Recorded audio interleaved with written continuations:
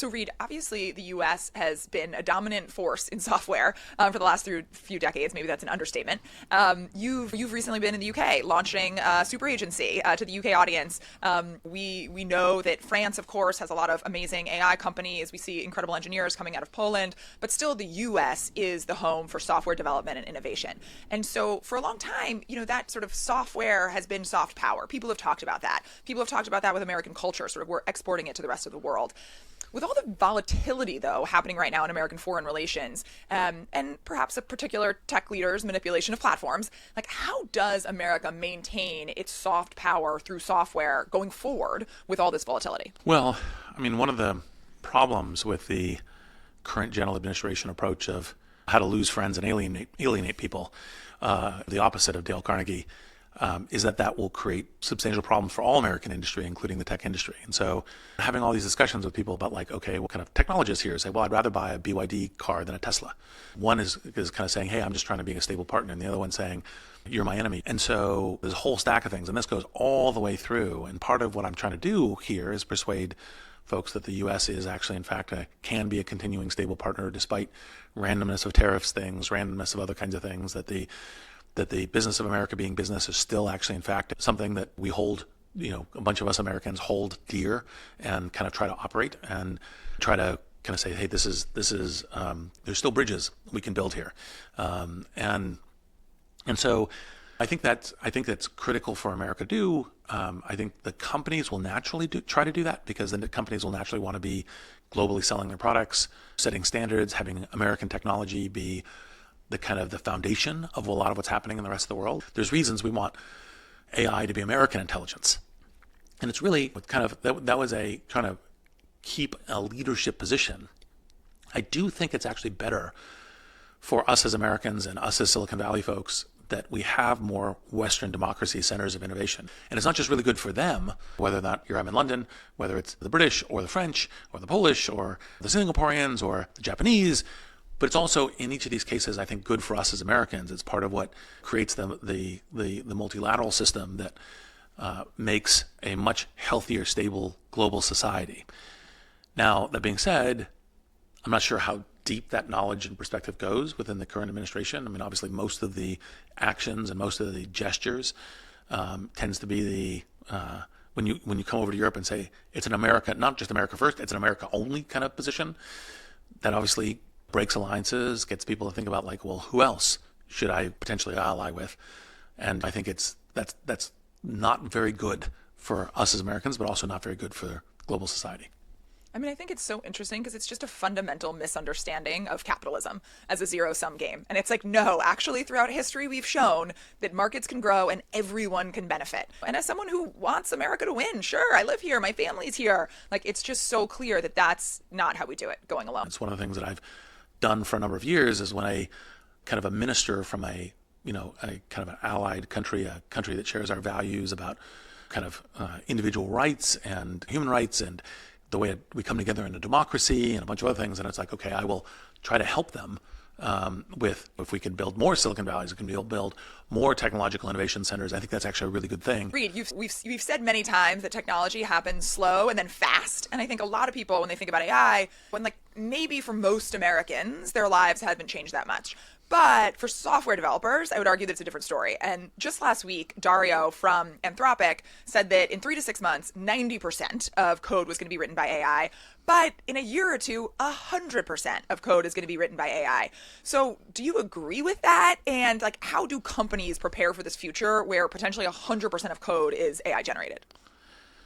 Well, it'll be interesting. I mean, Dario's super smart. He's one of the co-architects of the OpenAI scale hypothesis, which is all you really need to do is be scaling these kind of deep learning machines, and that actually, in fact, gets you a massive way along the lines to artificial general intelligence. He obviously believes it gets you the whole way. There's some bid-ask spread there. And Anthropic, along with OpenAI and Microsoft and Google and a number of others, believe very intensely that the right way to be kind of accelerating along this path is to be building code generators, whether those code generators are in the Microsoft side, Copilot, or whether those code generators are actual agents of code generation themselves.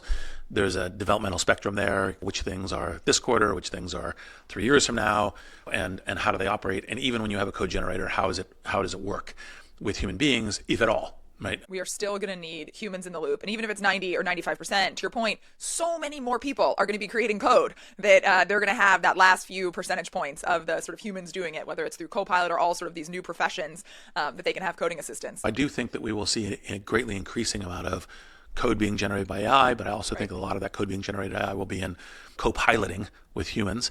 Now, it may very well be that anytime you deploy within a couple of years, you deploy, or even 1 year, you deploy a software engineer, they're deployed with multiple coding assistants. So it's almost like, imagine a person deploying with drones. Like a person deploys that way. And by the way, the agents will be talking to each other, and you might say, go research this and generate some specific code and do this, this, and this, and then come back to it, as opposed to the co-pilot being the line-by-line agile programmer who is working with you. So there's this kind of whole range and scope of how these things work. But one of the things I want to kind of conclude this particular theme with is there's a number of reasons why all of the AI companies are going after code intensely. One is obviously the acceleration of productivity, acceleration of software engineering, acceleration of coding. Two is that it has a fitness function that is easier to determine, is this code good or not? And unlike, for example, while there's stuff going specifically at legal and medical, there's a lot more fuzziness there and a lot more tight of a fitness function to code. But as you get the coding right, that will also help with understanding the fitness function for all these other professional areas, medical, law, education, etc. And this is one of the things I think perhaps way too few people understand, is a part of the amplification, whether it's for being a podcast co-host or a CEO of a kind of the largest philanthropy network in the world, or the teen philanthropy network in the world, or any of these other things. You're having a coding co-pilot, a coding assistant, will make any of these functions much more productive. Now, obviously, you have to get to the point where you're beginning to think about, well, what is the way that I would want the coding on this? But by the way, it's parallel to a management problem, which is when you say, hey, I would like to direct Sarah or Bob to doing this. Well, what direction would you be giving them? And as part of that direction, that's essentially how you'd be directing your coding assistant too. Well, sort of a related question that I think a lot of people are thinking about. Recently, Andrej Karpathy tweeted, and I'll read it. He said, it's 2025 and most content is still written for humans instead of LLMs. What happens when most of the content online is generated by LLMs for other LLMs? The feedback loop could homogenize everything, and 99% of attention will soon be LLM attention, not human attention. So again, sort of a related issue. Before we were talking about coding being 90 or 100% AI generated. Now he's talking about the fact that all of the data that these LLMs are going to be hoovering up on the internet will be generated by AI. My question is, we know that they can train on synthetic data. You've talked about that. You don't necessarily think that's an issue, or please disagree. But what is the incentive to create new data anymore? Like, if everything is going through an LLM, what is the incentive for the New York Times or any other website to be creating this data when the only business model is people using their AI to access that? Is it going to have to be BD partnerships between the New York Times and the LLMs, between your website, between WebMD? Like, how will that work from a business perspective? Well, part of it, even if it is kind of a very low percentage human attention, the question is, where do the economics get generated from? So if you say, well, the economics get generated by advertising impressions and humans seeing it, then it isn't so much a percentage question, because what of the way you derive kind of the correlation to what Andre is saying is that there's this massive growth in LLM data and LLM reading data, but you still have a whole universe of humans that may be still where your primary target is for the advertising model. Now, it's also possible that the LLMs will have economic models themselves associated with data. Could be the equivalent of kind of SEO, search engine optimization, which is one of the things that the content sites generate a lot today. Mm-hmm. And so it'd be like I'm SEOing the agents, or I'm providing things that when the agents are doing stuff that has an economic loop relative to my business model. So I think that there's all of that. Now, there's, I think, also part of the whole thing is actually, in fact, shaping kind of how these agents are parsing the world, what kinds of things they think are important to do.